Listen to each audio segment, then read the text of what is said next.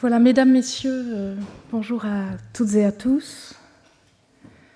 Dear panelists, dear attendees, dear colleagues, ladies and gentlemen, good morning. I'm delighted to welcome you all at the Collège de France for our annual conference, which, as you can see on the screen, is entitled Democratic Representation in and by International Organizations. This conference concludes the series of lectures I gave this year on the good representation in international law. In those lectures, I have assessed the strengths and weaknesses of public institutions and private organizations that are currently in a position to ensure the democratic representations of the peoples of the world in the making of contemporary international law, and I've proposed, for those of you who were here, reforms to strengthen the democratic representativeness of each of them. More specifically, and drawing on the work I've been doing with José Luis Martí since 2017, I've explored how one could organize a genuine system of multiple international representation to replace the disorganized and inegalitarian plurality of representatives that currently prevails, without, however, aiming for an ideal but unattainable form of cosmopolitan and monistic international representation.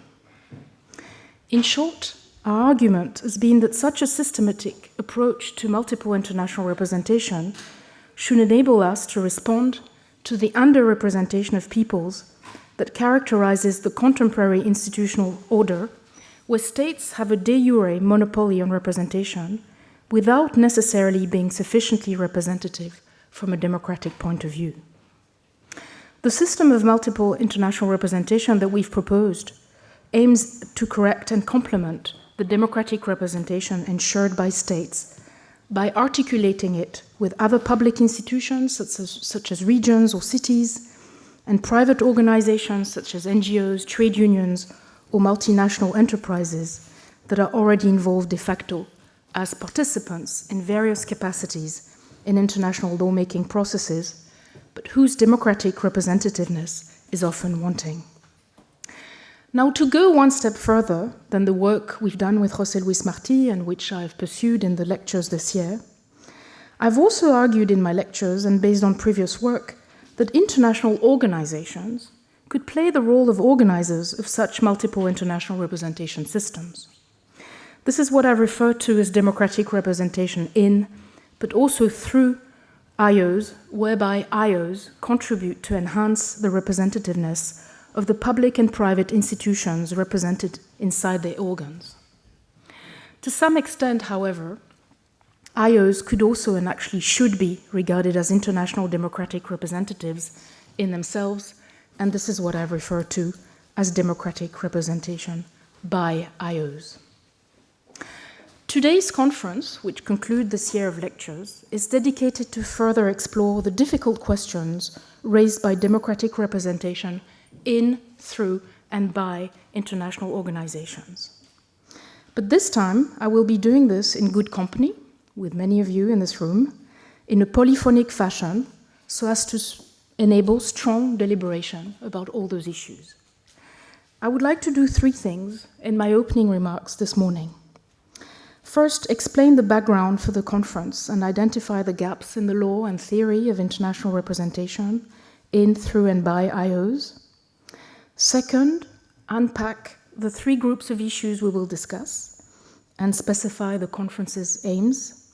And finally, explain how the conference will be organized and go over a few practical details with you. So let me start with the stakes and gaps. Most contemporary international organizations are empowered to adopt international law that claims to bind their member states and their peoples. Certain IOs have also become members of other IOs, or at least active participants in international lawmaking processes that claim to bind those IOs and their member states and their peoples. Generally speaking, IOs do play a central role in contemporary international lawmaking. They institutionalize many of the processes through which international law is adopted today, be it through international lawmaking conferences, international court, or as AIO secondary law. Now, from the perspective of the democratic legitimacy of international law, This raises the question of the conditions under which those IOs may be regarded as democratic representatives of their member states' peoples, and accordingly, under which the international law they have the discretion to adopt in and outside of their organs and processes may claim to bind those peoples legitimately. When one knows how powerful and even dominating certain IOs and certain states and their governments within those IOs have become politically, the stakes of those IOs' democratic representativeness are extremely high.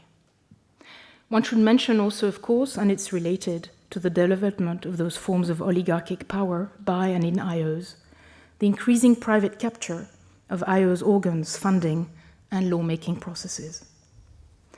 As a matter of fact, the stakes of the democratic representativeness of IOs are not only international. As we know, indeed, the lack of international democratic representation fuels the so-called crisis of democratic representation domestically, including the various forms of its populist critique. Curiously, given those important international and domestic stakes, the democratic dimension of the representation in and by IOs does not seem to be much of a concern of IOs and their member states, at least if one refers to the state of the international law of IOs. Of course, this has not always been the case. For instance, the issue of equal representation was hotly debated at the United Nations in the 1950s and 60s, and the neglect of the issue does not affect all IOs equally today. For instance, the discussion of democratic representation is much more advanced regarding the International Labour Organization or the European Union than it is with respect, for instance, to the World Health Organization or the International Organization for Migration. One of the main reasons for this neglect of democratic representation in and by IOs is that their capacity to represent has mostly been approached as non-political in international law. The representation by IOs is usually organized so as to follow a functional approach to legitimacy by output. It should ensure the implementation of delegated state functions and hence the protection of their member states' interests. When it is exceptionally framed by reference to input legitimacy, representation by IOs remains functional all the same. It relies on IO organs' expertise, for instance, in implementing state functions and protecting state interests. Moreover, to the extent that IO member states, but also public institutions and private organizations participate in IO procedures, and hence are to be represented within IO organs according to IO law, it is usually as such, and not necessarily as political representatives of their respective constituencies. When the representativeness of those other public institutions or private organizations in IO is at stake in IO law, it is mostly functional and measured by reference to certain characteristics of states or civil society organizations that may be of instrumental relevance for the IO. Let us think here, for instance, of the economic, financial, military, or techno-scientific power of some of its member states, usually a few, or of the expertise and financial resources of some civil organizations, usually just a few as well. Now, even more curiously for us, scholars, while the question of democratic representation in and by IOs is straightforward enough from a democratic legitimacy perspective, as I've shown this morning, it has only rarely been addressed as such in debates pertaining to the democratic legitimacy of international law. This is true in international democratic theory as much as in international democracy law. Starting with democratic theory first, the so-called representative turn or renaissance of the last 15 years has not included international representation so far, most probably because there's rarely been an overlap between international or global democracy theorists and democratic representation theorists. And the few exceptions, because there are exceptions, of course, are in this room. When there's been such an overlap, moreover, democratic representation by IOs have not been the center of attention, except for the European Union. International democracy theorists have divided into two groups over the years. The first and original group of so-called ideal international democracy theorists, whose writings date back to the 1990s, was actually concerned with international democratic representation. However, the focus of that group of authors was mostly cosmopolitan. They were concerned, for instance, with world parliamentary assemblies, and monistic. They were concerned with a world state-like public institution at the expense of the plurality of states and of other public and private representative institutions. At the turn of the millennium, and in reaction to that first group of scholars, a second group of theorists turned to non-ideal international democracy theory, defending non-cosmopolitan and pluralist accounts of international democracy. However, falling prey to the reduction of democratic representation to electoral representation, and hence to the latter's perceived lack of feasibility on an international scale, most authors in that second group have focused on issues of democratic deliberation, participation, accountability, or stakeholderism in international relations, without much interest or much detailed focus on international democratic representation. Turning to international democracy law and literature, second, the issue of democratic representation has generally been obliterated in that literature as well, but by an almost exclusive focus on democratic participation or deliberation, thereby falling prey to the very same fake opposition between, on the one hand, electoral representation and, on the other, non-electoral participation and deliberation. Moreover, in that literature, IOs have not been central to the discussions, and when they have, it's mostly been as an institutional forum of democratic participation by civil society organizations, and not as representatives in and of themselves. Now, this focus may be explained by the compensatory approach that has long dominated the relevant law and literature. The aim of that international law democracy literature has been to compensate for the lack of democratic legitimacy of states in international relations. But this has been at the price of any attempt at articulating civil society organizations' representation with state-based representation. And this, while those representatives actually represent the same peoples. It has also been at the price of addressing the risks of over- and under-representation of those peoples. And it has also been done usually by assuming the representativeness of civil society organizations themselves, whereas, as we know and we'll see today, the representativeness of those organizations is really wanting. It is this gap, not only in the practice of democratic representation by IOs, which I've presented earlier, but also in the literature in international democratic theory and international democracy law, which I've just presented, that this conference purports to fulfill. So let me now tell you more about the issues and aims that we hope to discuss in this conference. This is my second point. As mentioned before, the conference is organized around three sets of issues: representation in, representation through, and representation by IOs. The first issue, democratic representation in IOs, is the following. To the extent that IOs include member states in their organs and allow for the participation of other public and private institutions in their decision-making processes, the issue of the democratic representation by those institutions inside IOs arises. Many IOs are general organizations, at least insofar as they guarantee the equality of their member states, so they're open. And they are public organizations, at least insofar as they have public institutions of states as members. Or at any rate, they have the capacity to be equal, general, and public. As such, IOs are ideally placed to organize international democratic representation from a general and public point of view in their midst. So this is really, I think, the most obvious meaning of the conference topic. Second issue, however, which we also aim at deepening, democratic representation through IOs.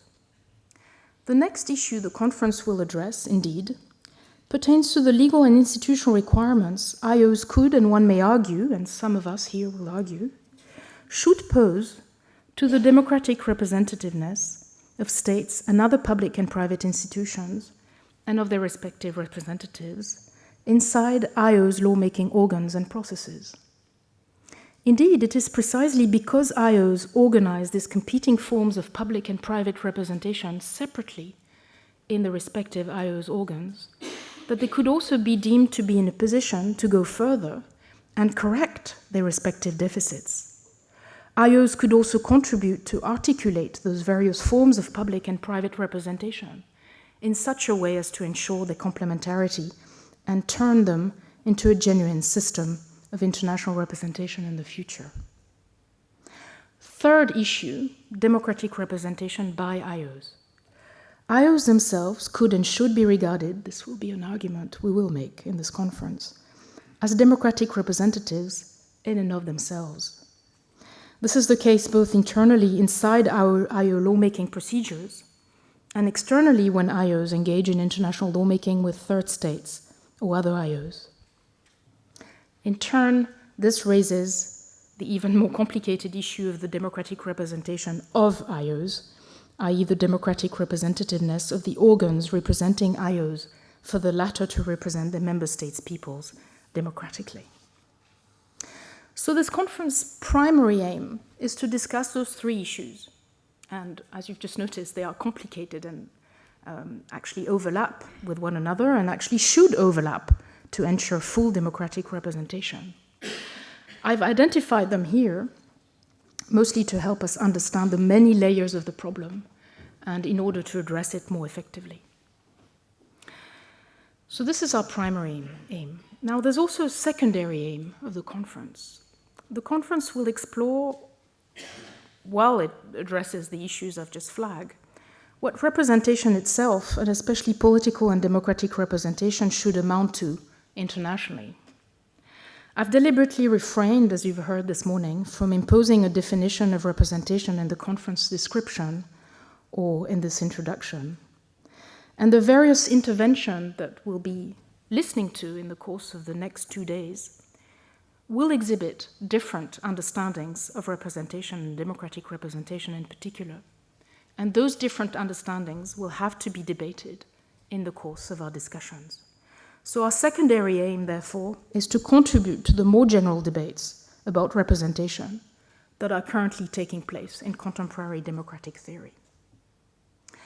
But the conference has a third and broader goal. You'll tell me I'm very ambitious, but it's always good to be ambitious. So the conference's third and broader goal is to examine how IOs could maybe be designed and organized under international law in the future so as to ensure sufficient democratic representation of all those they claim to bind legally, either directly or through the member states. The organizational diversity of IOs may be in the way of such institutional design, such institutional grand design, when we say, and it amounts to part of the problem. But addressing that diversity, I'm convinced, is part of the solution. To that extent, the proposed exploration of democratic representation in and by IOs should also contribute to the larger debate pertaining to what I've called elsewhere the international public status of those organizations and their re-institutionalization under public international law. So much for the aims and the issues of the conference. Let me now turn to my third and final point, which will be shorter, the structure and the format of the conference. As I mentioned before, when I mapped the different gaps in the literature, I stressed the fact that the gaps are to be found as much in the literature on international law than in the literature in democratic theory. So when I organized this conference, I decided to invite international lawyers, but also democratic theorists, to get them to talk to one another and hopefully get a fruitful debate going. So the structure and the format of the conference actually reacts and responds to this aim of launching a fruitful dialogue between theorists, democratic theorists, and international lawyers. The conference is organized around 3 panels, as you can see in the program which you received, which you'd found on the website. The first one pertains to democratic representation in IOs, the second to democratic representation through IOs, and the third one tomorrow morning to democratic representation by IOs. As I mentioned before, and as you will hear in the papers, there may and should be overlaps between the issues discussed in the different panels. because it's difficult to develop an argument about any of the three issues. This does not also touch upon the other two. But for organizational purposes, it was useful to try as much as possible to isolate them and to address them in sequence. Note also, and you will hear this in the course of the days, that certain contributions have opted for a theoretical, general, and/or comparative approach to the topic, but others are more focused. They focus on specific types of representatives, states, cities, NGOs, affected people organizations, refugees associations, employers associations, the International Chamber of Commerce, the International Organization of Employers. And other contributions have focused on specific areas: the EU, the International Labour Organization, the UN, obviously, the WHO, the Food and Agriculture Organization, the UNHCR, or the World Organization of Animal Health. In each panel, international lawyers and democratic theorists have been asked to address what they take to be the most pressing questions. So they will come and will present to you what they care for, what they see as the most pressing problems in terms of democratic representation. Each panel comprises 4 papers. At the end of each panel, an experienced commentator, a philosopher, or an international relations theorist will react to the 4 papers presented in the panel. Those comments will bring a 5th perspective on the topic, and they will try to illuminate some of the common threads in the papers commented.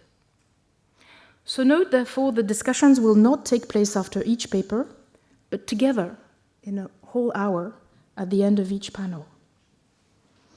During those 3 separate panel discussions, the speakers on each panel will have a chance to respond to the commentator and then to dialogue with each other. And in a second stage, we will open a general discussion, first among all speakers in the conference, and then with the audience. The conference will close with general conclusions on Friday. But those are not just banal conclusions, no pressure. Unlike what is often the case in conferences, those general conclusions will not simply have the last word. They will be deliberated over in a final general discussion, which is fitting for democratic representation conference. Nor will the conclusions merely aim at summarizing and closing the debate. Instead, they will deepen some of the issues addressed in the course of the 2 days and identify further issues for research, issues we may have missed or issues we may have mischaracterized. So please stay until the end and participate actively in this final discussion. Take note of anything you think has not been discussed sufficiently and bring it up at the end. Sadly, in the first panel, I have to warn you that Jacob Katz-Kogan, due to a loss in his family, is not with us today. He wasn't able to travel, and he's not going to intervene via Zoom either because of the time zone difference. And the second thing I have to report is that Philippe Petit, due to health issues, has not been able to travel to Paris. He's in France, and he will intervene via Zoom this morning.